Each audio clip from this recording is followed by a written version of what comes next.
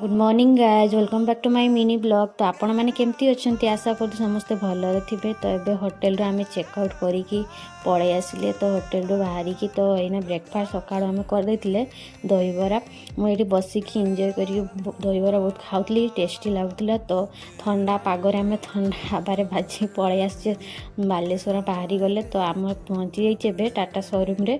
आम ये कम सरला मत टे गुपचुप खाइते इच्छा है। तो मुझे भाई को कहली टे मो दही पापड़ी बनईदेवे। तो मुझे पापड़ी बहुत एंजॉय करके खाई। पापड़ी बहुत बड़ बड़ थिला, मो पार्टी पशि पारि तो खाई आम बाहर पुणी रिटर्न पलि आसते। तो आम ये गोटे होटेल वेट करते ग्रीन चिली पशि जाते से होटेल को। सेठी मु खाई आज गुरुवार थिला। तो खाई भेज बिरियानी बहुत एंजॉय करके मु खाई। तो एमाने दी भाई आज नॉनभेज खाइबे, मु तो भेज खाइमी, आज नॉनभेज खाइबिनी। तो से ऑर्डर करथिले मटन भात मगैथिले। तो से एंजॉय करी खाइले। मुझे बिरियानी खाई पानी, मो दियर को देदेनी तो तुम्हें खाई दियो। से खाईदेले। तो से गरमा गरम बहुत मटन थिला। तो से एंजॉय करी खाइले। तो आज ब्लॉग आपको भल लगे like comment and share subscribe करदेवे।